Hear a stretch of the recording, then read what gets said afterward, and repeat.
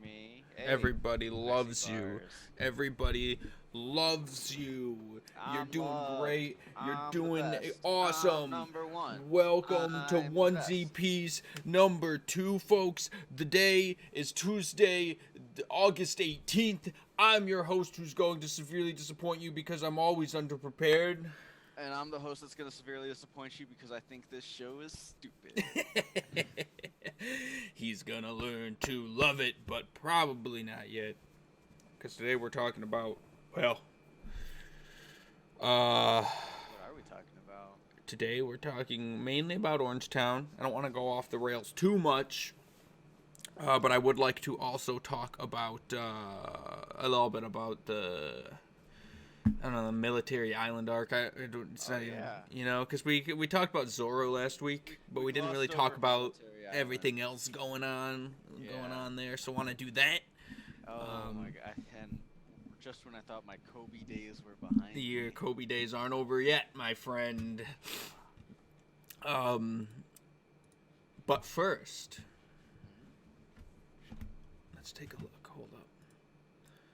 Can you see that? Don't worry about that. Don't read that. Okay. Do you know what time it is? It's somebody's birthday. Wait, hold on. The webcams are all funky. There we are. Everybody, we're doing great. Alright. Do you know whose birthday it is? Whose birthday is it? Do you know whose birthday it is? It's not mine. Somebody's got a secret guest. So let's just sing along. Happy birthday. How do you do this over Zoom? You just sing it to your heart's beat and pray that it lines up with the thing. 1, 2, 3, 4. Happy Happy birthday birthday to you. Happy birthday to you. Happy birthday, dear.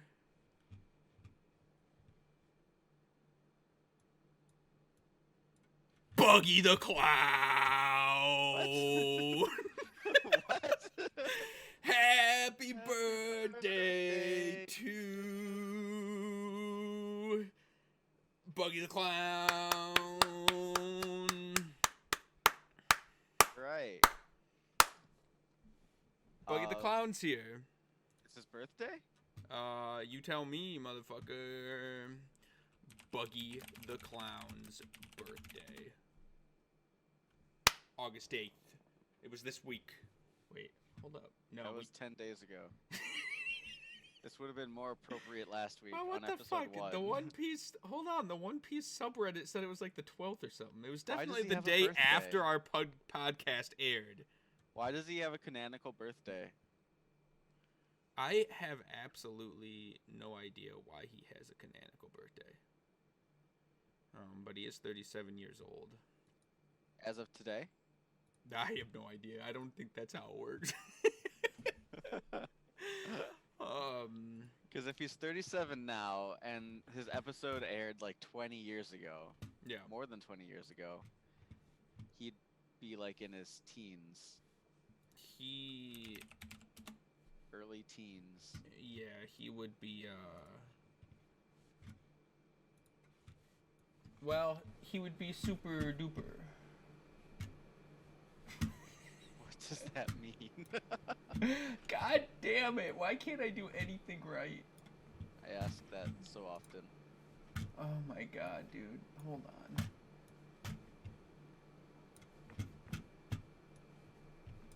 Everything's ruined. I have to do so much editing for YouTube. Dude, who gives a fuck? You know, who gives a fuck at this point?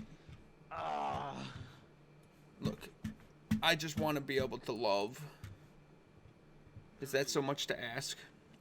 Now I'm looking at your Twitch channel. That's what you're looking at?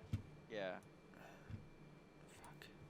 God damn, I still don't have enough fucking monitor space, man. What are you trying to accomplish here? Well,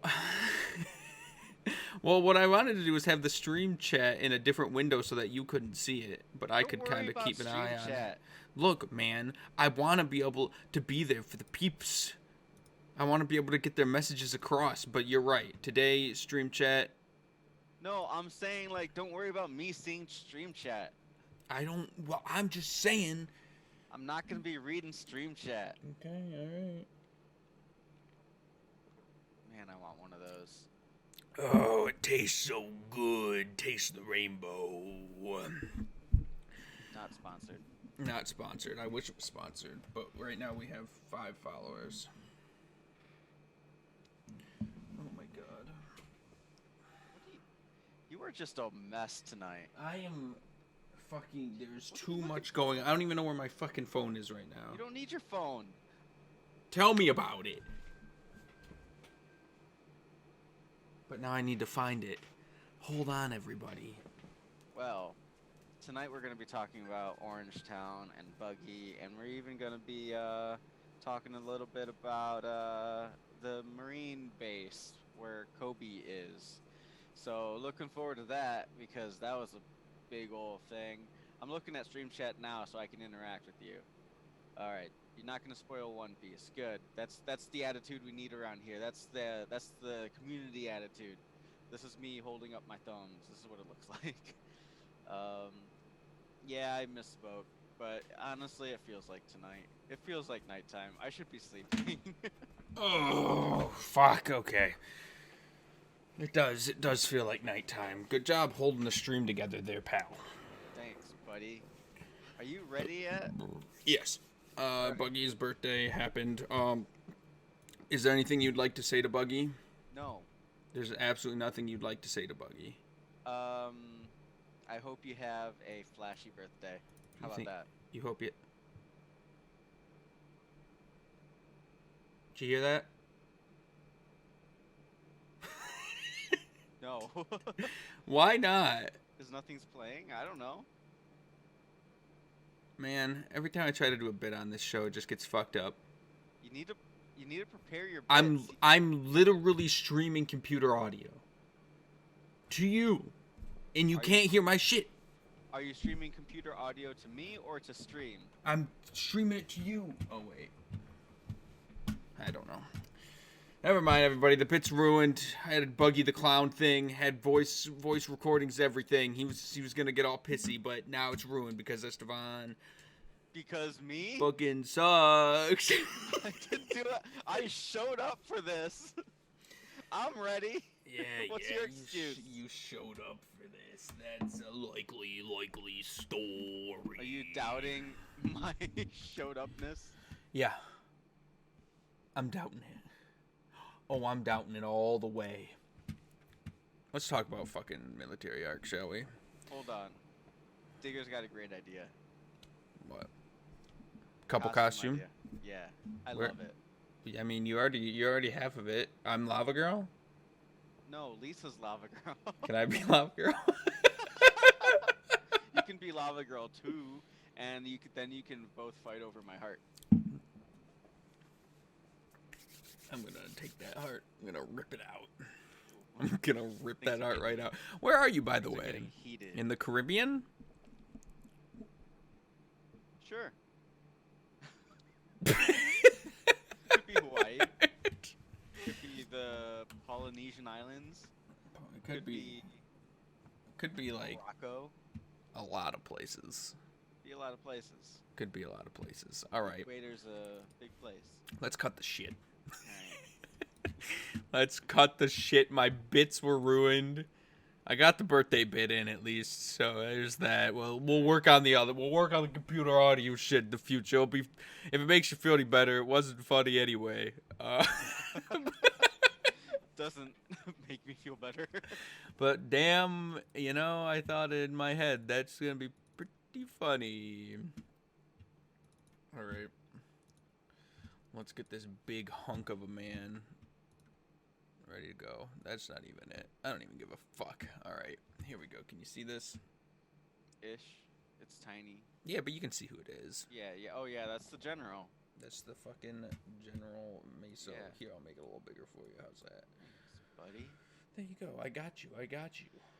Oh, okay. This is General. What's General Morgan. Axe or Morgan. Yeah, just sort of standing there in his big introduction. He's tormenting his son. Yeah, he's I, tormenting his son. His son says, Papa, Papa, Papa, I need you to kill this man for me. and who's he talking about? Is he talking about He's Luffy talking about at this point? He's talking about Luffy, yeah. Okay.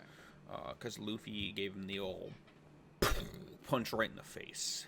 Yeah, that's right. So, let's get a quick overview of the arc.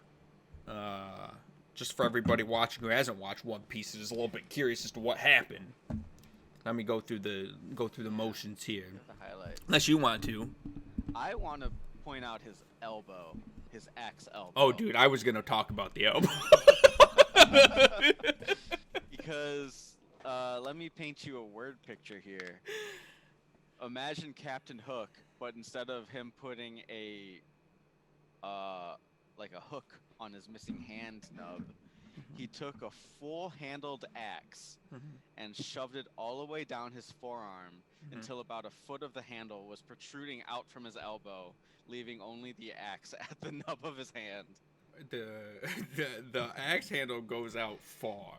It does. It's like if you had a funny bone that extended like 2 feet in length from your elbow. You just shoved it in there. Just straight out. I don't really understand how his arm bends. It shouldn't. I don't think it should. Listen.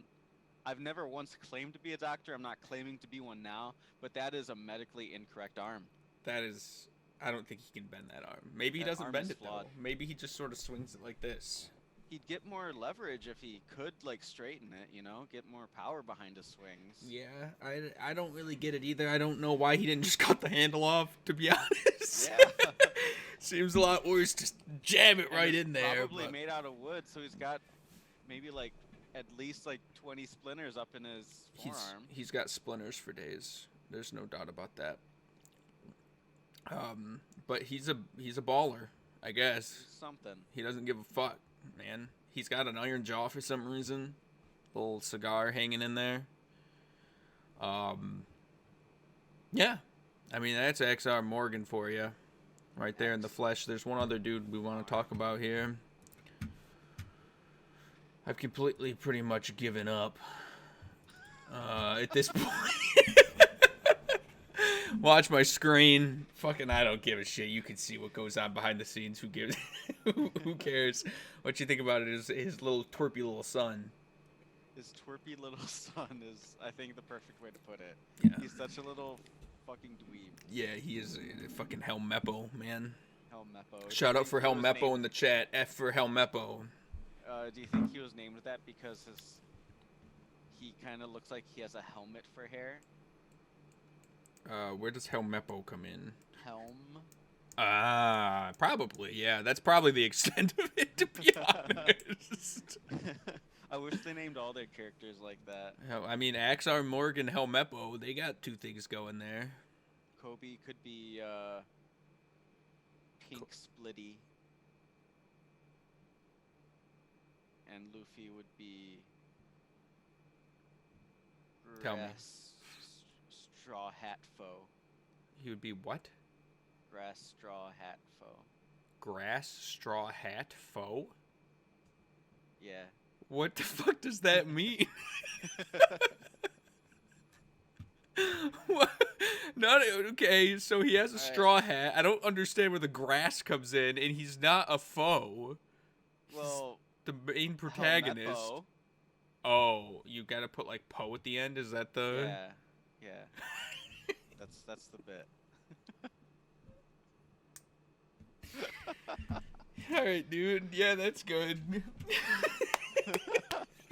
Alright, give us your best character names in the chat. Give us your best character names for fucking Luffy, Zoro, Kobe, and Nami. She's not here yet. She's Spoilers. in every episode. You don't know who she is though. In the manga, she's not here yet. Oh, okay. Yeah, they switched it up on you. She doesn't pop in until Buggy. Anyway, Helmeppo then crushes the little girl's rice balls because they taste bad. and then if you ever throws need her. like a truly like Oh, we're not there yet. terrible like introduction to a character, like Yeah. that's it. Like in that moment, I hated him. I mean, Yeah. I hated him with him like appearing. Yeah, like as soon as you saw his butt chin, you were like, this fucking guy. It was the butt chin and the hair and Oh, yeah. the face and the way he walked. Everything about him I hate. Yeah. But then he crushed that little girl's rice ball. Yeah. Oda does a really good job at making people's faces really hateable. So you immediately see them and you're like, oh, I hate this fucking guy. And then they do something super scummy and you're like, I already hated this guy. Now I hate him even fucking more. He's also incapable of drawing a variety of women faces. Yeah. Oh, yeah. There's like 2 women body types. Super fat or super skinny. With large boobs. Both And- fat or skinny have large boobs. Yeah. And there's Except no... this girl. I mean, this is the child girl. Yeah. I mean, But she's... she looks like Child Nami. Yeah, she does look like Child Nami. But hey, you know, he gave Helmeppo a butt chin. Yeah. Your point? I'm saying he can draw dudes. Oh, okay. He's got a variety of dudes. Yeah, I guess he does have a variety of dudes. Yeah, so he's got that. Maybe the women get a little better. Who knows? Maybe. Anyway, this pisses Luffy off pretty bad. He gives Helmeppo a little punch to the face. What'd you think about this? He did it because of the rice, right? Uh, I think he did it because of the rice. the rice was definitely a piece of it. I feel like there was something else. Told you I came ill prepared. No, he said he's gonna kill Zoro. The task was Zoro had to stay alive for 1 month, and then they'd set him free. And Helmeppo was like, "Nah, we're just gonna kill him tomorrow anyway." And it was only like 10 days in, Helmeppo's and big Luffy plan overheard was, this. Let's torture him for like 20 days and Yeah. then And kill then him. we'll just kill him. And so that pissed Luffy off real bad. And so Luffy ran up and punched him in the face. Very piratey of him. Yeah. It was a little piratey of him, wasn't it? Well, would you look at that? What'd you think about that? That was pretty good. What, Luffy punching Helmeppo? Yeah. Felt pretty good. I mean, it's definitely a moment. A moment. They introduced this dude, Butt Chin. You hate him immediately. He stomps on a girl's fucking rice balls and then throws her. Tosses her. It was satisfying actually watching Helmeppo get decked. Exactly. Thank you. That's all I wanted to hear. In that moment, you know it felt good. Watching Helmeppo get fucking his. Especially since he's a sniveling little man-child and you know he can't fight for himself. It's true. So it's like Luffy just full out punching him and not giving a shit. Feels good. Feels good. It does. Yeah. Okay. Yeah, those are really the two that I wanted to go over. I think the general consensus, Axar Morgan, I did have some things for him. Like this one. So Helmeppo threw the girl over the fence and said, "Go away." And then Helmeppo didn't. He Helmep- had some croony do it. yeah, he did. And then Crony. Axar Morgan is like, "You killed her, right? Because she was helping the enemy. Because she gave him rice balls." And Helmeppo was like, no, she's a child. And he was like, "Go fucking kill her." Essentially. And then this dude says, "I can't kill her." And then he slices that guy open. Gives him a nice chop in half. Oh yeah, I remember that. So this is good. This was This is really our first introduction to the Marine faction. yes. That's what I find faction. interesting about it's only 2 episodes, but what those 2 episodes encompass is kind of subverting expectations in a way, because you have Luffy and crew. Well, Luffy and Kobe and Zoro, who is this pirate group. Pirates. Aren't really pirates. We're getting to it. You're right. That's the point. You're missing the point. All right, what's the point? The point is that they're pirates, and yet they're like in this scenario coming off as good guys. And then you have the military who are supposed to be peace seekers and just keeping the justice, and they're completely power hungry. It's completely gone to their head. They're ruling over this island because they know that they can, because they have all the funding and all that shit. And so you have this dude who is just completely power hungry, kills anybody who talks to him. But you have the pirates who are supposed to be the bad guys. You have the military who is supposed to be the good guys, and it gets flip-flopped in this moment. And so it's showing you in that the military isn't necessarily all that it's cracked up to be. And that maybe there's a reason why people are becoming pirates even further beyond this. Maybe military is corrupt, which makes people want to go out and kind of disobey the laws and orders that have been put in place in their own way. Is that true, or are you just like saying this? I'm saying that, like, to me, when I watched this, even for the first time, I felt like that's what it was trying to convey, because you have these military leaders who are very much corrupt in this moment. They're just as bad as any pirate we've seen. 100%. Probably worse than any pirate we've seen up at this point, because we've only seen the fat lady, really. The fat lady stole a child. This guy wanted to murder a child. So I don't really want to get into balancing the two. That's fair. The moral is this guy fucking sucks. Yeah. He's supposed to be the good guy in the military, and on top of that, it's kind of destroying Kobe's dream a little bit. Because Kobe is like, he wants to be a big old Navy man. Mm-hmm. How old is Kobe? Like 12? Well, that's what we thought. I actually found we got a correction from the chat. Oh. I found out last week. Kobe is 16. No. Mm-hmm. No, he's never gonna be in the Navy. He's already in. At the end of this arc, they let him in.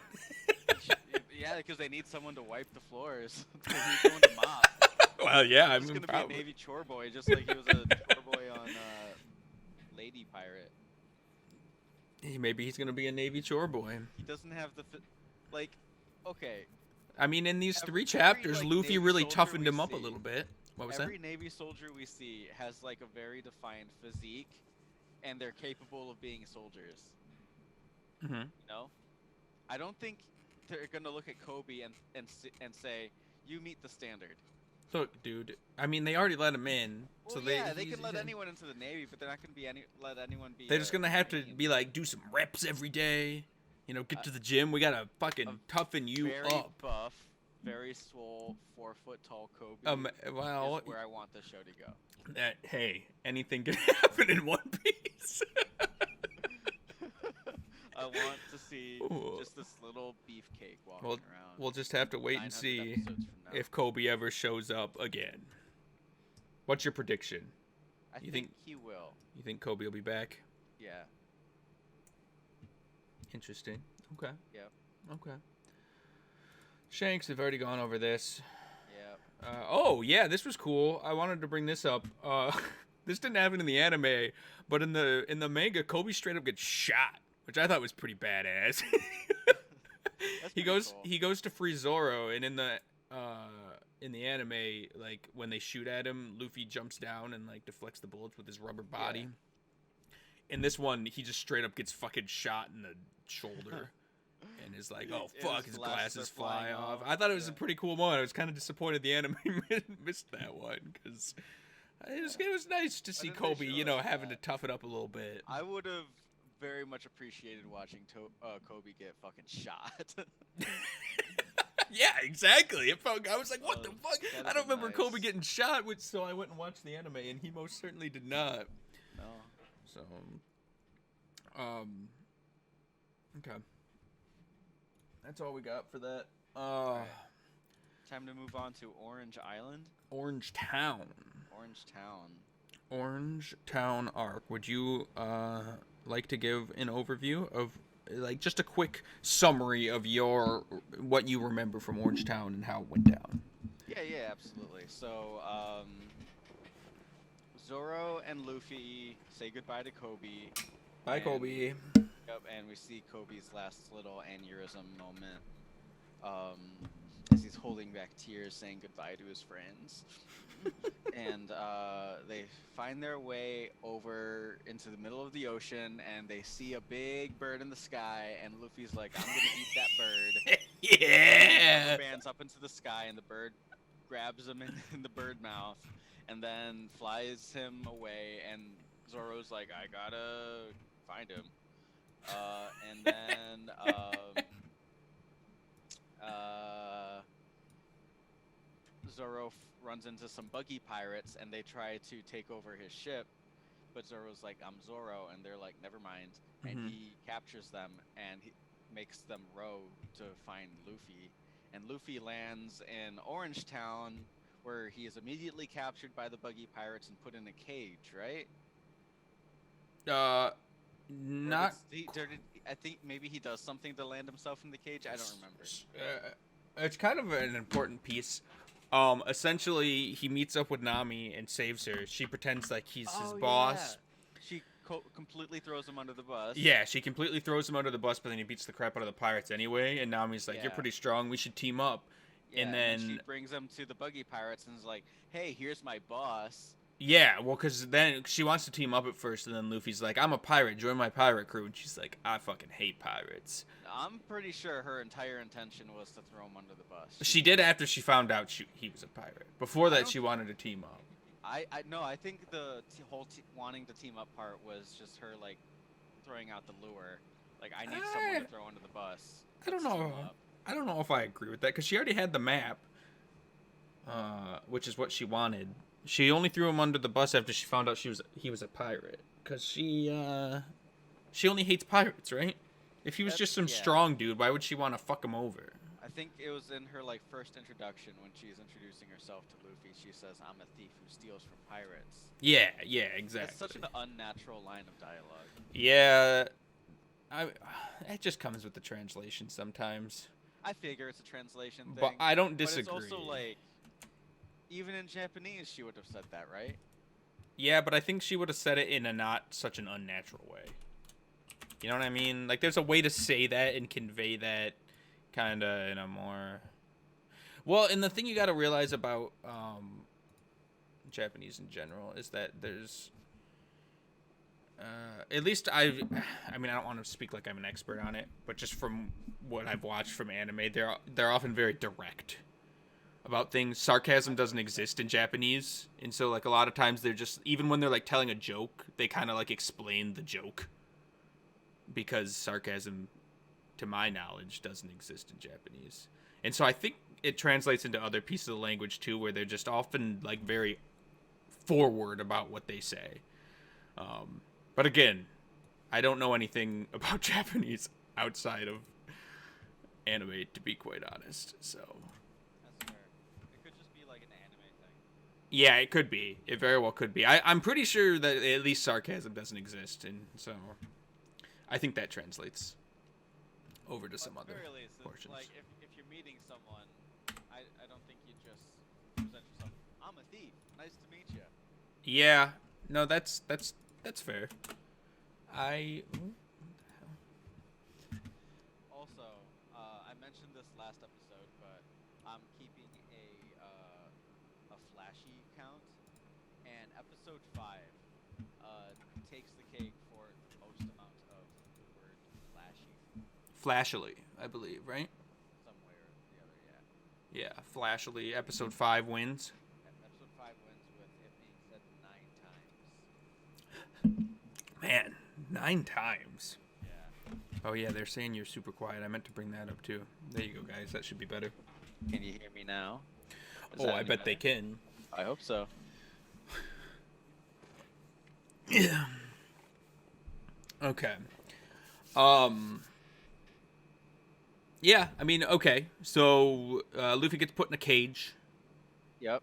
And then this is one of my favorite parts about Orange Town. Oh, interesting. There's a buggy pirate who says something along the lines of easy to take for foes, and then Buggy freaks out because he thought he said fake nose. Yep. And fucking kills the guy or something. I don't know. He blasts him with a cannon with a buggy Yeah, ball. yeah. So, which I want to talk about Buggy. I know you do. lay it on Obviously, this us. this this goes to show he has some insecurities about his fake nose, I would like to about his say, nose, about his appearance. before we jump in, He doesn't. Okay. I want to hear what you have to say. I would just like you to know that Buggy is, in fact, a fan favorite. Oh, good. I'm People, gonna. Yes. All right. people like Buggy for whatever reason. So lay it on I have them. no clue. Maybe Baffles you'll me. learn to love Buggy. You know. I've already seen his entire arc. I hate Buggy. Anyway, so Buggy obviously has some insecurities about his appearance, his fake nose, the clown makeup. He probably doesn't like attention being drawn to the fact that he dresses as a clown and makes half of his crew dress as clowns. But we do see a flashback in this arc to the Buggy origins and how he got like his devil powers. Yeah, with our boy red-haired Shanks. Yeah, and he was also he had the red nose back then, not so much the makeup or the dress. Mm-hmm. So he chooses to look like a clown. The looking like a clown isn't some byproduct of the devil fruit. He makes a conscious choice to dress himself as a clown, and then is super insecure about it when anyone brings it up. He even dresses his Jolly Roger as a clown. Yeah, he does. He loves clowns. Buggy the Clown Man. That's And what his then nose looks like. and then kills his own crew for saying something that sounds vaguely like fake nose. But what if that is what his nose looks like, though? What if Well, that then- is the flashback you saw? He had the. What if that is just his nose? Well, then he seems to be embracing it, but then also then if he's embracing it, why is he so insecure about it? Because he is a pirate. Yes, the number one pirate characteristic, insecurities. Insecurities. This is the moment where he. If we take a look, does my nose look funny to you? You think it looks fake? No, it's a mistake. I meant the thief. So now it's a steak. It looks like beef. This is why Buggy's a fan favorite. This is hilarious. This is annoying. But for this you die. And then the Captain, wait, I never said, who am I? I can't breathe, Captain Buggy. Buggy. I wonder if I have... I don't have the next panel. He blows him up with the cannonball. He just straight up annihilates that guy. That guy gets blown to a billion pieces. Does he use a buggy ball or a normal cannon? I believe it's a buggy ball, but maybe not. Maybe it's just a normal cannon. Those buggy balls are no joke, man. Those buggy balls are gonna fuck you up. Those are weapons of mass destruction. 100%. They really are. They're the nuke equivalent in One Piece. So yeah. All right. So that's your favorite. So your whole premise is that Buggy's a clown, and yet he is immediately triggered by when people talk about his appearance. Yes. Well, if that is physically his nose, though, what other choice does he have? Maybe Buggy. Maybe that's a piece of. He's trying he's so living hard in a world to own it. where like weird shit like isn't like off the beaten path, you know? Mm-hmm. Like just last episode we saw a man whose axe arm goes through his elbow. Yes. So like having a red ball nose is relatively tame. Yeah, but maybe he's always been sensitive about it, and so he thought one day he was like, "I'm just gonna own this. I'm gonna be a clown, and then nobody will make fun of my nose." And then, But then they keep making fun of his nose. probably even more so now that he's a clown. Maybe he's just trying desperately to own it, but he just can't help but be triggered by it whenever people bring up his nose, because he's a pirate and he does what he wants and he gets what he wants. And so if you make fun of his nose, he's gonna blow you up with a buggy ball. I think it'd be more piratey if he never gave a shit about his nose.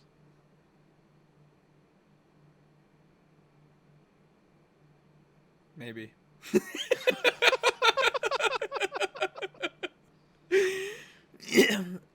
All I'm saying is Buggy doesn't make sense and I hate him. Yeah, That's it. That's fair. Well, there's a lot more Buggy to go around. We also learn from Nami that her goal is to earn 1 million berries, no matter what. 1 million berries. Very specific. It is. It's a very specific number. But 1 million isn't like an obscure number either. You know what I mean? Yeah, and we can get into the economy later because we will. We will. Oh, don't worry. You bring out the whole roster. Yeah. What's the shit called? You go to the bank. Ledger? Yeah, you bring out the ledger and start crunching the numbers. Yeah. Because I have. But yeah, then we get the whole thing where like the Buggies are holding this town hostage or something, or they just sort of set up shop on this island and drove everyone out of the town, except for the mayor, who is very passionate about being the mayor and his responsibility to protect this town. Well, he built the town. Well, him and everyone else built the town. Oh yeah, but I mean, he was there when it got built. You know, he was a big part of it, so he cares about the town. Yeah, that's understandable. Yeah, understandable. Yeah. They've done it once, they can do it again. Mm-hmm. But they like this one. Yeah, they like this one. Well, this was the second town. The first town also got destroyed by pirates. Man, tough luck. Yeah, so then they left and built a new town, and now here we are, buggy balls galore. So then they bring in this character. I think it's the animal tamer. Mm-hmm. He starts rolling into town because reasons, I guess, and they meet up with Zoro and the mayor and the dog, who is a good little boy. Mm-hmm. ChouChou. Yeah, ChouChou. I think it's a girl, just for the record. All dogs are good boys. That's fair. This episode only has one flashlight. Ooh, down from 9? Yeah. Wow. But anyway, they see Zoro. He recognizes him as Zoro at some point, or maybe he introduces himself as Zoro, and then Animal Tamer says something along the lines of, "Oh, defeating Zoro will increase my name." Mm-hmm, mm-hmm. Which I know he's talking about, like clout. He'll get recognition and all that. Mm-hmm. But it's not. I don't think it's the first time we've seen this line, and it's not the last time. Last time we'll hear this line, like word for word, increase my name, which I think is a really weird way of saying it. Yeah. Yeah. No. I get. And again, it's a translation thing, but it's still annoying. Right. What is our flashlight count right now? Do you have like a total? I can get you a total really quick. You get me at this episode, and as we go through episodes, let's add them on. So we had 9 last episode. And 1 this one. I think total 10. I could have swore there was at least 1 flashlight in 104. All right, we got a flashlight count on screen. We'll see what this ends up as. I'm curious how far this rabbit hole goes. Oh, well. Okay. We'll see. So, yeah, it's an odd thing to say in that exact manner multiple times. Yeah. I gotcha. I get where your annoyance comes from. I would still just chalk it up to a translation thing, but I get it. Yeah. I get it. So, yeah, I have a note here that says I want a dog, but I think that's just me rambling. ChouChou stole your heart. You know what also annoys me is the way Luffy gets like super serious out of nowhere. I don't think it's out of nowhere. It's kind of out of nowhere.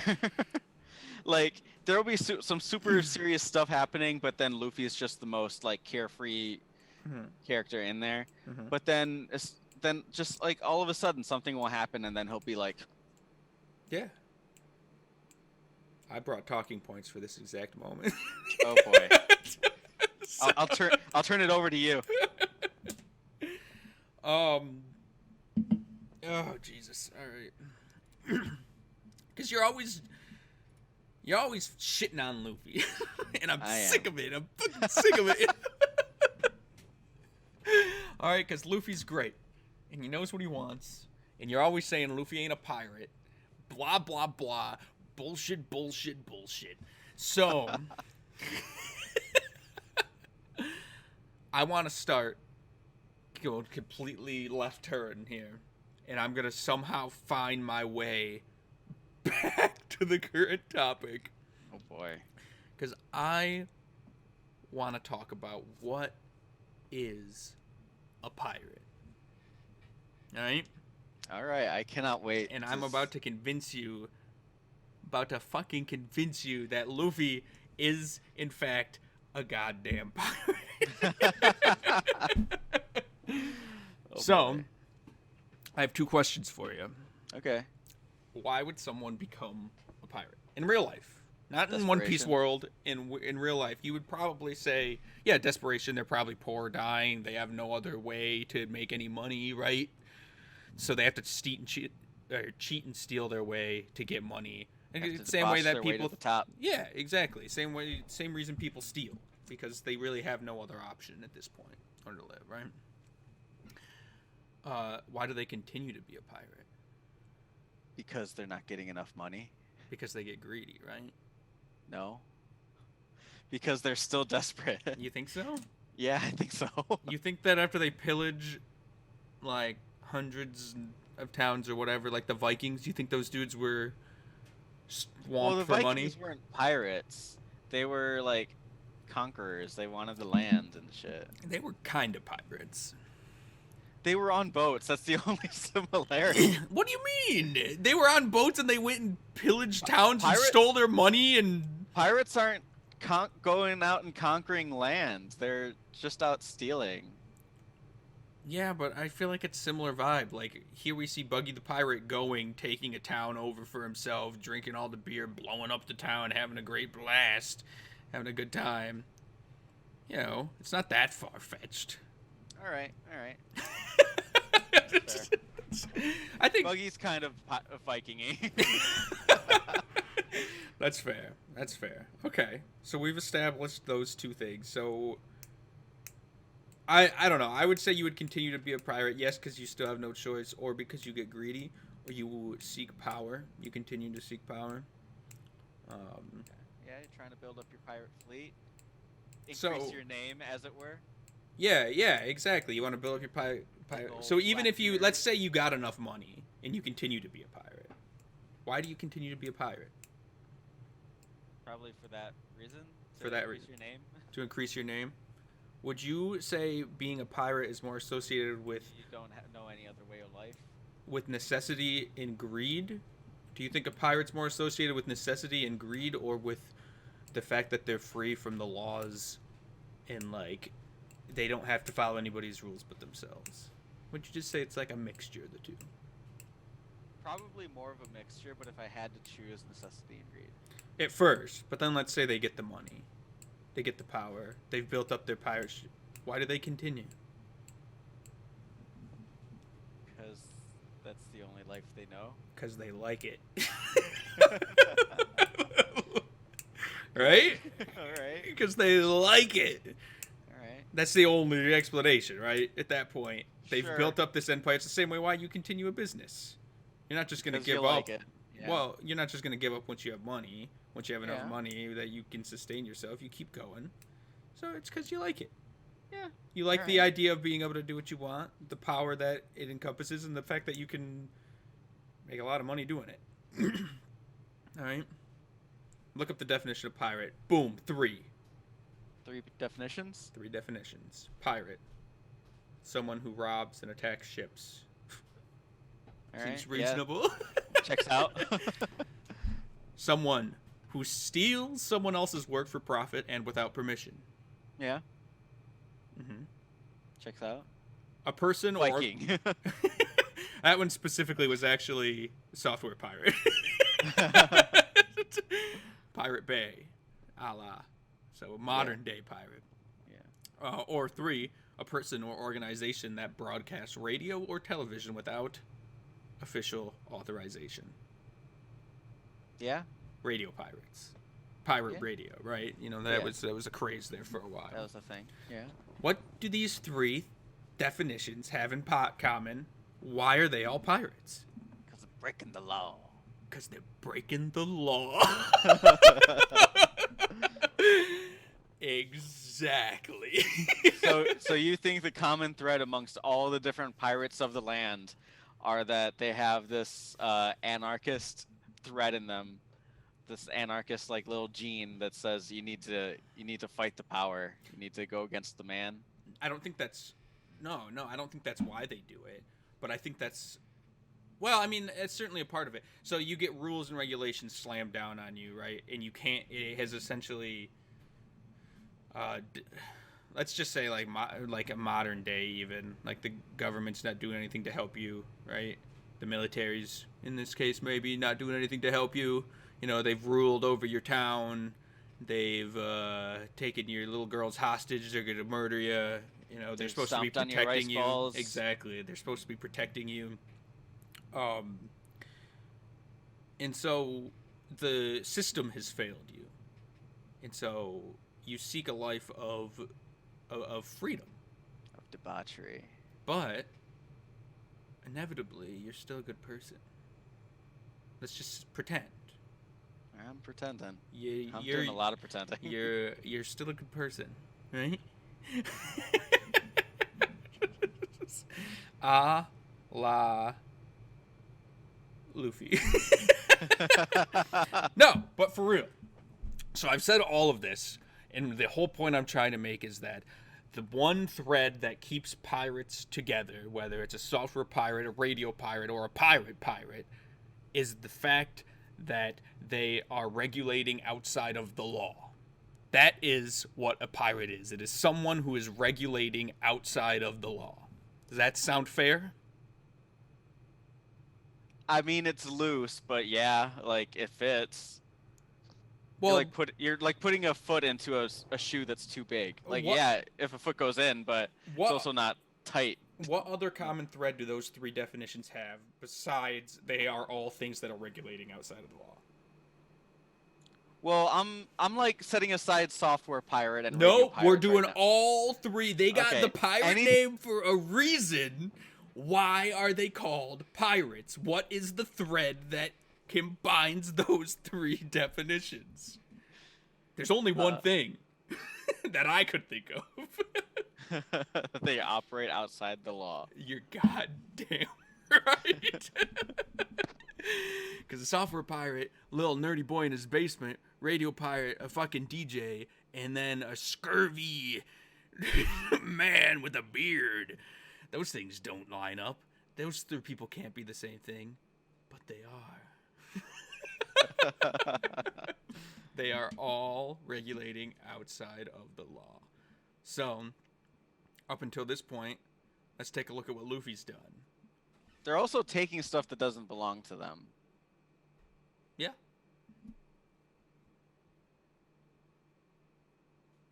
Solid point.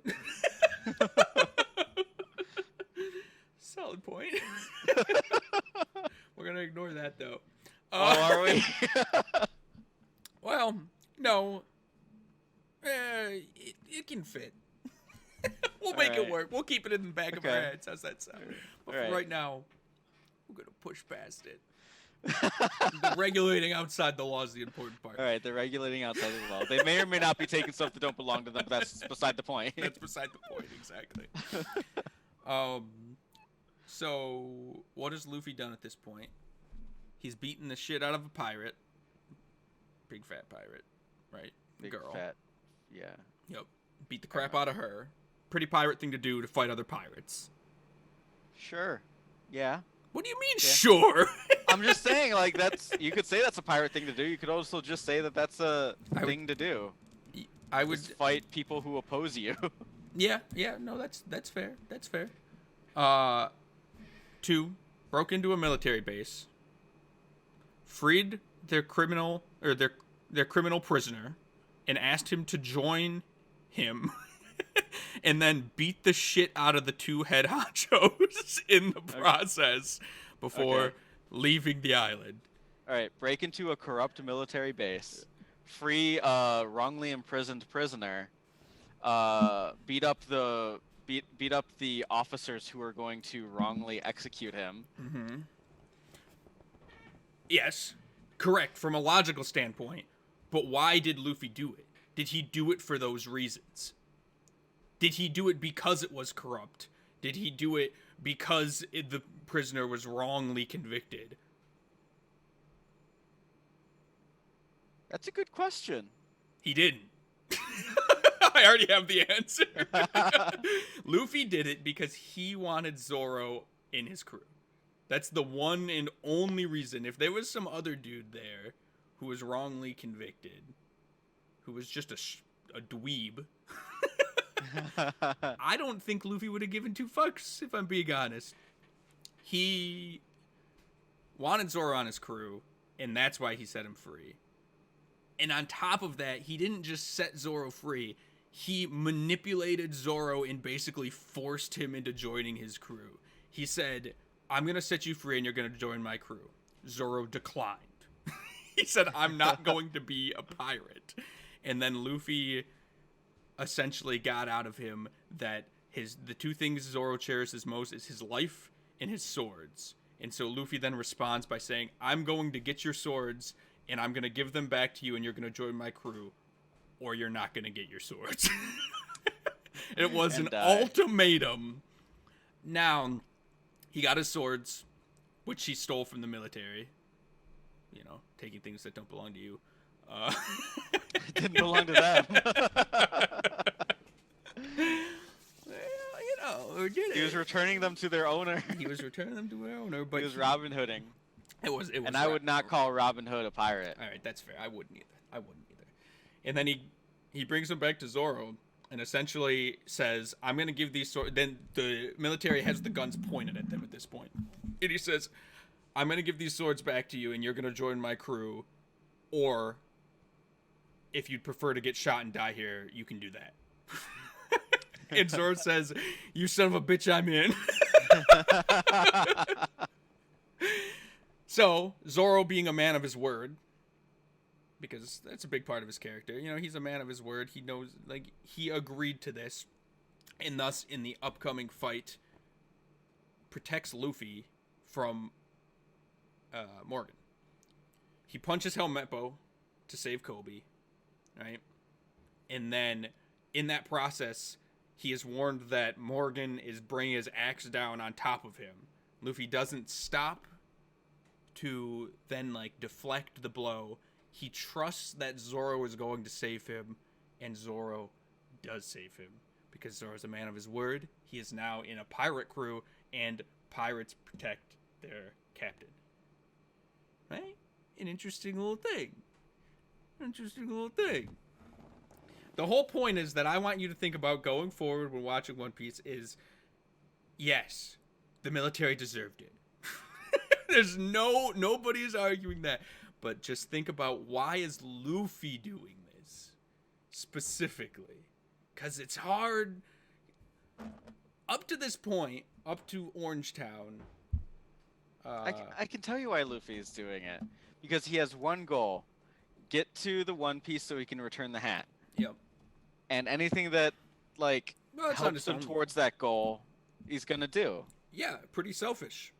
Not like because he likes being a pirate, because he has to accomplish this goal.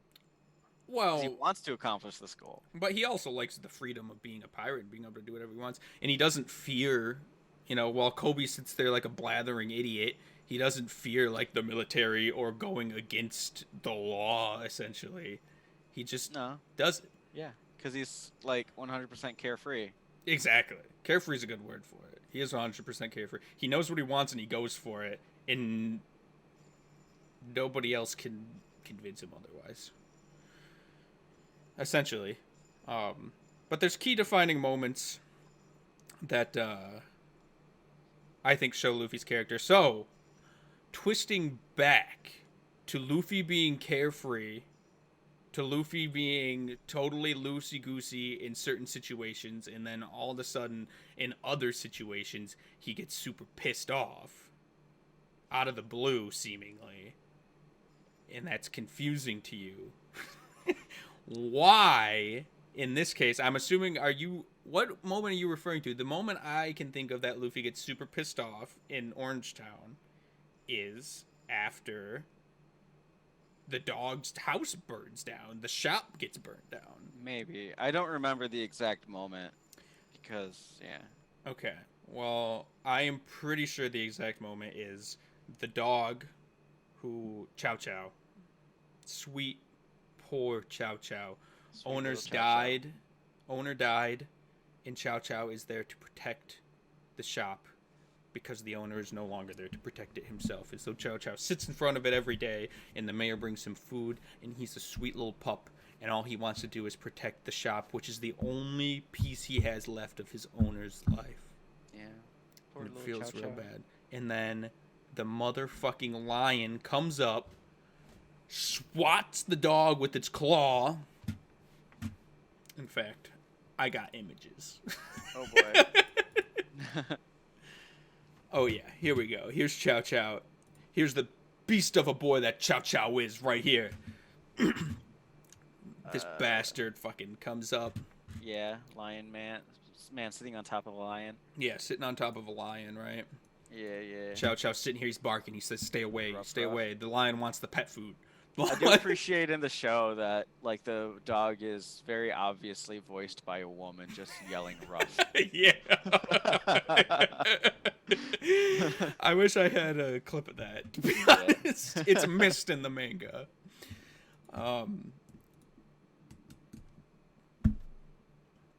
Poor ChouChou. Swatted away. Swatted with the claw of a lion, bleeding, and still doesn't give up. Barking, fighting for all that he can against this lion. But you know that a dog can't beat a lion. You know that this battle is already lost. And so the dog loses. Oh, and look at this. Look, ChouChou, the store's all finished. You and me will make it prosper together. And this is what ChouChou's thinking about when he's trying to stop the lion, but he's powerless to the lion. He can't do anything. And then on top of that, the fuckers burn it down. They don't just steal the food, they burn the shop to the ground. This image legit makes me feel things. Right here. This image makes me feel fucking emotions. ChouChou sitting in front of the huge burning building and just yelling, barking. Rough. And then Luffy just kind of like watching him and being like, oh my god. And then remembering this is his master's store. It's his treasure. Which brings us to the theme of Orange Town, everybody. It's all about what is your treasure. Luffy's treasure. Do you know what it is? His hat. ChouChou's treasure. The shop. Mayor's treasure. The town. Nami's treasure. 100 million berries. Zoro's treasure. His swords? They don't really go over his treasure. But yeah, we'll say that. We'll say the swords. Maybe his bandana? Nah, he doesn't give a fuck about that thing. I'll let you know, though. Whenever I see Zoro put on his bandana, I know shit's about to go down, and I get excited. Yeah, that's fair. I like watching Zoro do his thing. I'm also a fan of Zoro. I like Zoro a lot. And so, when Luffy sees, there's two things you need to note here. This is what pisses Luffy off, for one, and I get what you're saying about it being random. In this case, it seems not so random. I think this would piss anybody off. He knew that the dog's treasure was this store, and it's the only thing he had left of his owner, and now he's watched it get burnt to the ground. I mean, come on. Why wouldn't you want to beat the shit out of the lion, dude? Not so carefree of him. Well, no, in this moment it's not carefree. But why did it piss him off so much? It shouldn't. It shouldn't piss him off that the dog's house just got lit on fire by a pirate. It would piss off a normal person, absolutely. But Luffy is like this carefree enigma that... Not true. If he was a carefree enigma, he wouldn't have given a fuck. So why did he He's care? a carefree enigma like 90% of the show, and then you get these It's random like 10% throughout and where like he why? cares about something. But why? Think about the why. Why does it piss him off? Is it just because the writer didn't give a fuck and thought it would be cool? Yeah, I think that was honestly a part of it. You, Not 100%, but a part of it. you think that a part of it was that Oda I just didn't give a fuck? I think part of it was Oda was like, this will be cool. Okay. I'm going to argue that to the end of my days. I mean, of course, in anime, there's always going to be like, this needs to be cool. Yeah. Um, and it is satisfying to watch him beat the crap out of the lion guy in one foul swoop, and not even a fight. Luffy just one hit, twists the lion, and pile drives him into the ground, which is satisfying after you know the backstory of ChouChou, after you know what happened. Yeah. But the reason why this pissed Luffy off so much, in my opinion, is because he knew there was two reasons. One, he knew that this was ChouChou's treasure. It's the same reason why I got pissed off so much when his hat got stabbed, right? He got punched in the face earlier in the arc and didn't give a shit. There's a very specific moment, and I hope I took a picture of it. I feel like I did. Let's find it. Here we go. He gets punched in the face. Isn't that right, boss? That map belongs to the fearsome Buggy pirate. He gets punched in the face. Next panel. Immediately doesn't even give a fuck that he got punched in the face. Looks fine. But the hat flew off his head. And so he punches the dude in the face and says, "Don't touch the hat." Luffy didn't give a shit that he got punched in the face. The only thing he cared about was that his hat potentially got damaged from this. Right? That's it. And that is the perfect example of what Luffy's character is. He treasures that hat more than himself. He doesn't give a shit about himself, realistically. But he cares about that hat immensely. And so, ChouChou's hat is the store. Mm-hmm. And Luffy knows this because the mayor told him. So what we're seeing now is one of his signature moments of empathy. I don't even... Well, I mean... He had, but why did he have empathy for the dog? There's a couple reasons. He's seeing another creature like lose their treasure, and the empathetic side of him is like, oh, I know what that would feel like. That would be terrible. That's a piece of it for sure, but also one piece of it. Oh, you! Da-da-ba-ba-do-ba. I feel like we should have a little theme song. We need sound bites. Yeah. That's a piece of it, but the second piece of it is not only that his treasure got burnt down, it's that ChouChou also gave everything to prevent it from happening. He fought with his heart and gave it his all against the lion. He didn't just give up when the lion came. And Luffy notices that. He punches the dude in the face, which is beautiful. That's a good moment. Help me! And he just fucking decks him. And then he sees the dog, all sad, store burnt to the ground. I hope I took the next panel. God damn it, I didn't take the next panel. Essentially, the next panel is Luffy walking up to the dog and saying, he puts the dog food on the ground in front of him and says, "This is all that's left. I'm sorry I couldn't do more, but I see that you clearly fought as hard as you could to protect this place." Mm-hmm. And I think that's also a big part of it for Luffy. If you're like Kobe and you just give up, Luffy fucking hates you, and he'll tell you. But if you show that you're willing to fight for your life and fight for what you believe in, Luffy will respect you a lot more. And then comes the empathy piece of it on top of that. Where, dog's lost his treasure. So, I think it's deeper than you give it credit for, personally.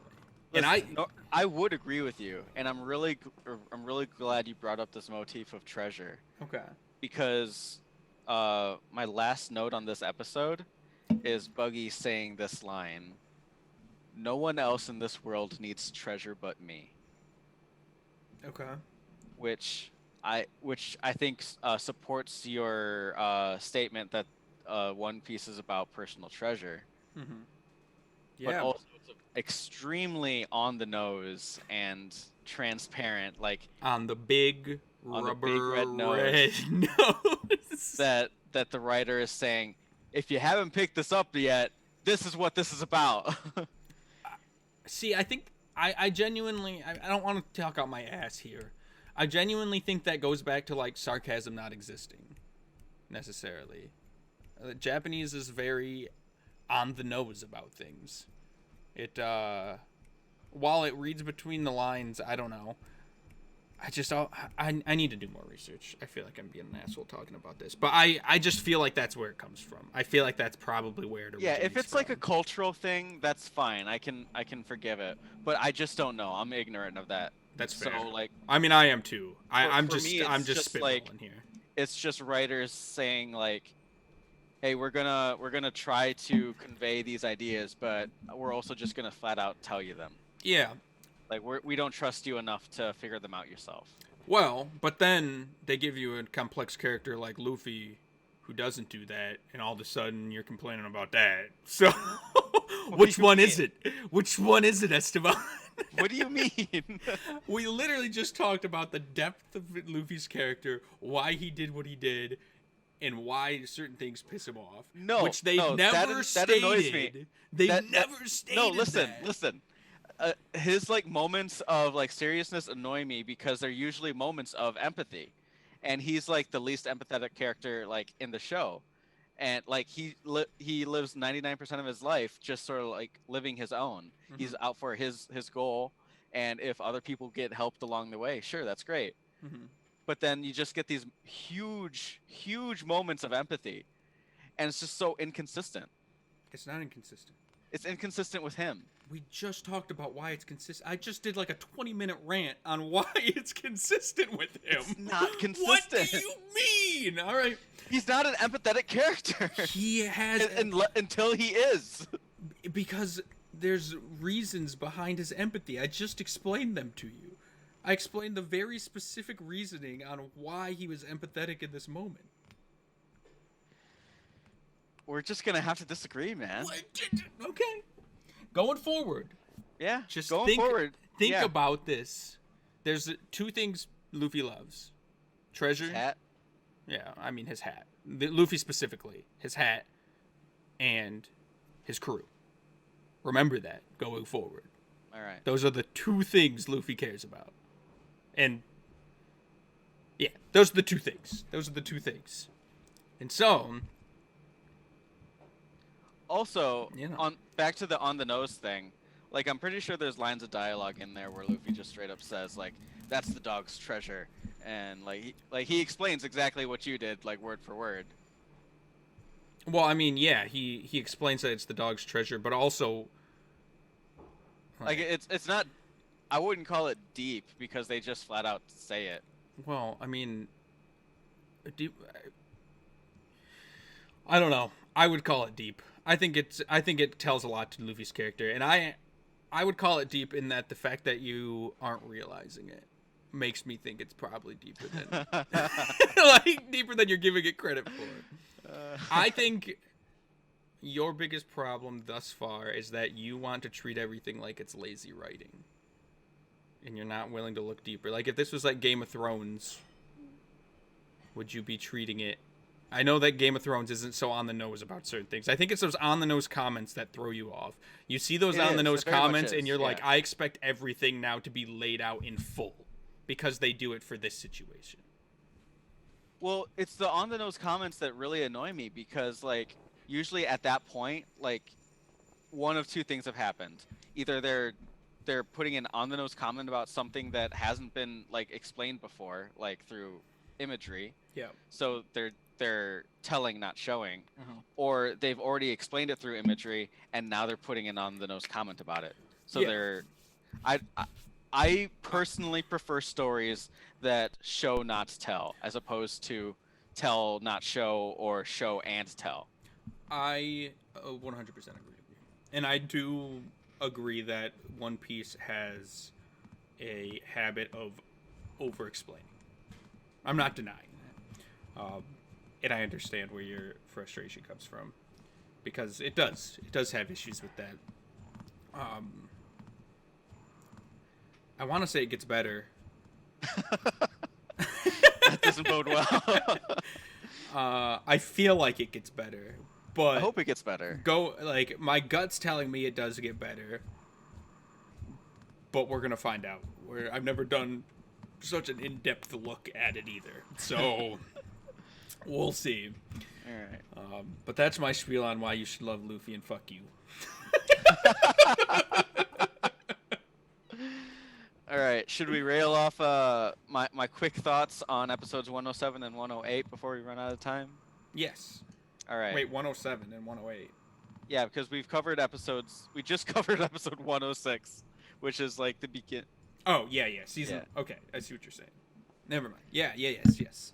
Yeah. So, quick thoughts on the last 2 episodes of the Buggy arc. Mm-hmm. Buggy says, "I'm so angry I can't even fart." Wait, he says that? He says that. He sends another unicycle man over to fight Luffy or Zoro or whoever, I don't care. And the man says, "I take on Captain Buggy's anger," which I think is a stupid line. That's fair. I have something that says, move names. Everyone everyone has a name for their move, which I know is a common thing. Yeah, but it's just a pet peeve. It's just a pet peeve. I find it annoying. That's fair. Get used to that one. I know. This note says flashbacks, that damn hat. I don't know what that's referring to specifically. Back to pirates in training, which implies that there's like a graduation level or tier level of pirates, which I think is dumb. Episode 107, Flashly count 4. Episode 108. Now my life is flashly decided is a line. Pirate Apprentice is a line which reinforces the idea that there's a tier system to pirates.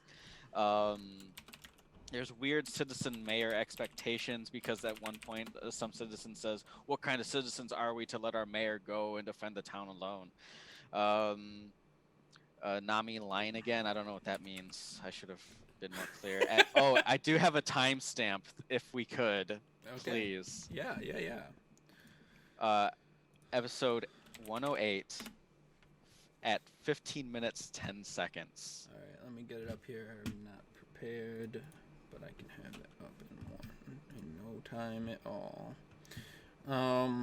Episode 8. Yes. At what? 15 minutes and 10 seconds. All right, everybody, buckle up. This one got me good. All right, we're gonna go to 15:06. There it is.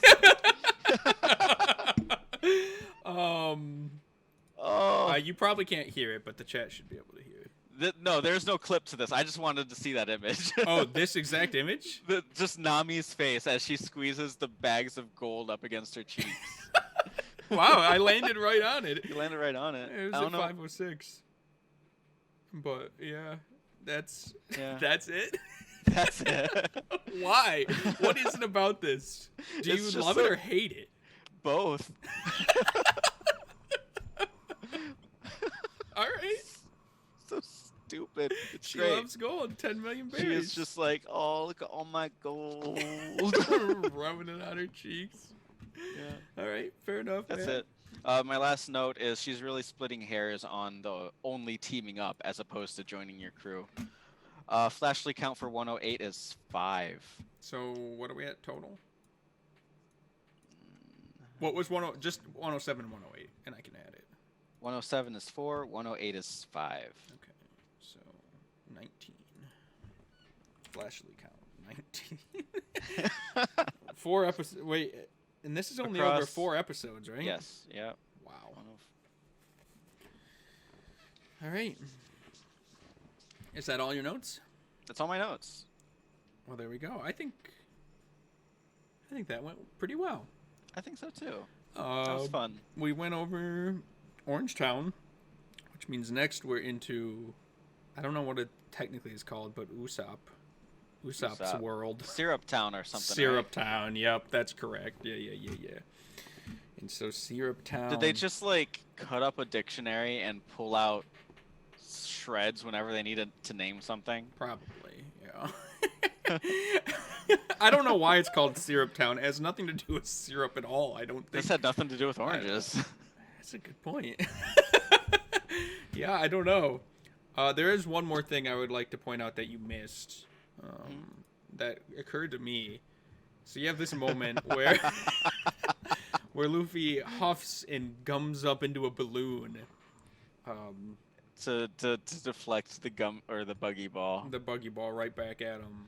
and it goes right up into his belly button and bounces away, right? It does. So my question is, why didn't he just do this when he was in the cage to break the cage? That's a good question. Because I was thinking about it when he was in the cage, and I was like, he probably just doesn't have that power yet. And lo and behold, literally like the next chapter, he freaking does this. If his like balloon belly has the force to deflect a buggy ball, like a cannonball shot at point blank, Yeah. then it probably had the force to break some cage bars. I feel like it would have. I don't know. My guts tell me that would have busted through those cage bars in no time. Yeah, I agree. But, we'll go through just a couple of these to get us all brought up. Yeah, this is the mayor getting pissed off. This is a little thing in the manga. They talk about Vikings. When he was a kid, he used to watch an animated series called Cheese. This was in the manga? Yeah, it was like his reasoning behind why he loves pirates so much. When he was younger, there was a show, a children's show about Vikings, and this is Luffy? I don't think this is Luffy, but it's just why he likes pirates. Because Oda, the creator of the show, has been basically mapping out, well, not the entirety, but the idea of One Piece in the world of One Piece since he was a small child. So these are Oda's thoughts. These are Oda's thoughts, yeah, on why. And so he talks about how there was a Viking boy named Vicky who wasn't very strong but was very clever, and a group of Vikings who were very strong but not very smart. And their adventures were fun and entertaining. And he says it aired over 15 years ago. A lot of people in his generation remember. And if it ever gets rebroadcast, you should check it out. That's probably how I started liking pirates. I just thought it was an interesting little editor's note that you don't notice in the anime. So that's why he likes pirates so much. Which is also why I brought up Vikings earlier in the episode. I was thinking about that little note. But the moment where Luffy smacks the mayor so that he doesn't get hurt. Yeah. So you have these weird moments of like empathy mixed with like not the way a normal person would go about it. I don't know. I find it interesting. Even though he's doing this to save the mayor, but he's being very aggressive about it. Just knocks him out. Yeah, there he's slamming into the wall. There's the Gomu Gomu. Yeah, this is the fight you were talking about after Zoro gets stabbed. Unicycle Man. Yep. Oh yeah, this was an interesting point. So Zoro's fighting this dude, and Luffy's just watching, and he's not helping at all. And he's just letting Zoro do his thing, and because I don't know. I just thought it was an interesting piece of his character. But then as soon as Buggy tries to intervene by shooting his hand at Zoro, Luffy stomps it and says, this is not your fight, essentially. Yeah. So even though he's a pirate, it shows that, he's got morals, which I know you honorable. Yeah, he's an honorable pirate, exactly. Then they talk about Shanks. We talked about that. Oh, yeah, this moment. Luffy hates it. Yeah. There you go. Goes into the flashback of how Shanks knows Buggy. Yeah, exactly. I thought it was interesting that Buggy knew Shanks and that they were kind of pushing that narrative. That was kind of an interesting twist that I had honestly forgotten about. Yeah, that's pretty much it. Oh, yeah, and this goes back to, it shows that the story reiterates a lot that, you talk about how they're not pirates, but the story is very well aware of that. It's not like it's pretending like this is normal. Even the people in the world are like, you're pirates, you need to leave, or you're pirates, you're going to ruin this town, or what have you. So the fact that Luffy and crew are, not the epitome of pirates is kind of a piece of the story as a whole. It's not like some weird thing that's overlooked. Yeah, but I guess my issue is they just call themselves pirates. They could easily just say, oh yeah, we're just sailing, and Nothing would change. If you were just sailing, could you free a criminal from a military base and beat the crap out of their leaders? Yeah, you don't have to call yourself a pirate to do that. So you're not going to get a bounty on your head after that, which would essentially make you a pirate. You might as well just be pirates. Like, you're beating around the bush at that point. Am I wrong? Listen. I just don't think they're very piratey. I'm sorry, I don't. They don't go around. They don't go around doing pirate shit.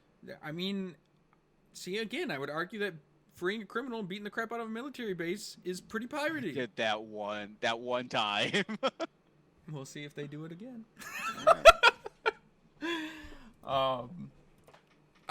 They're nice pirates, that's for sure. I get where you're coming from, but come on, man. They do pirate shit. I think Luffy's carefree and the fact that he doesn't give a shit is very pirate demeanor. The fact that he has a lack of empathy until it matters and generally doesn't care about anybody is pretty piratey.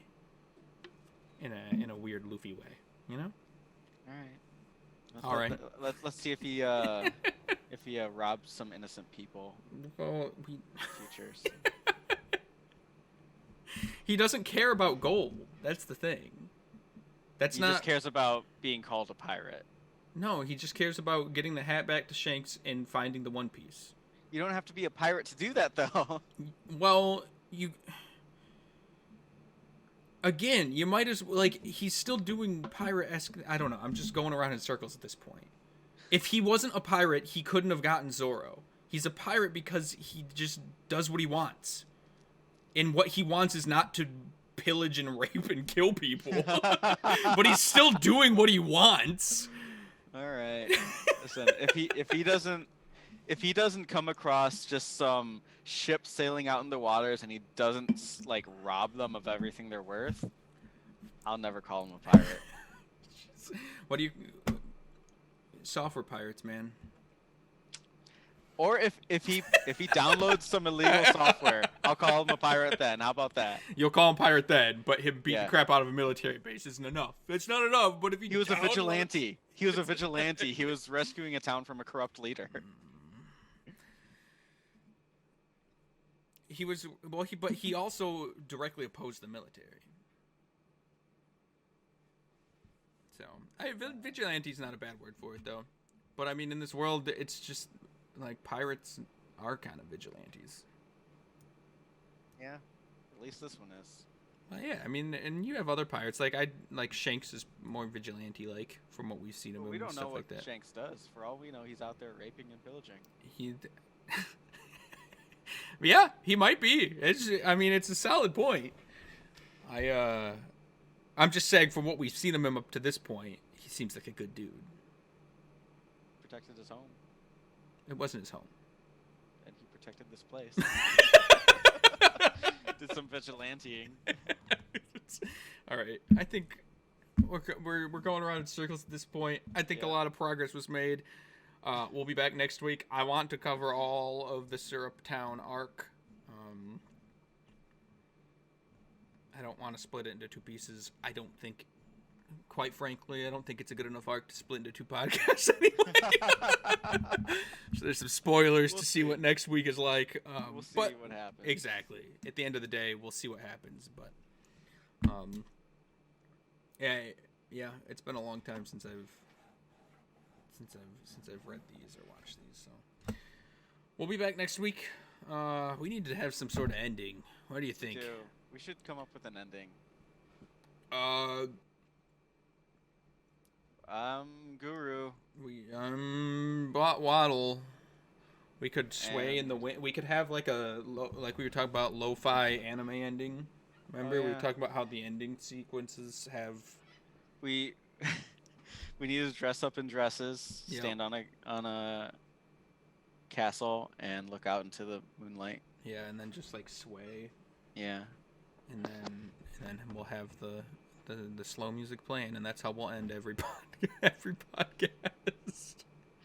We'll workshop it. How We'll, about we'll, we'll that? figure it out. All right. Goodbye, everybody. I will see you Bye-bye. next week. Actually, I'll see you tonight because I'm streaming Yeah. from 5 to 6. But we will see you I'll next see week. you next There week. you go. Bye, everybody. Ooh. It was weird because your background, your hand didn't make it go black like mine. It's just you're on a beach now. You see? Weird. All right. Bye for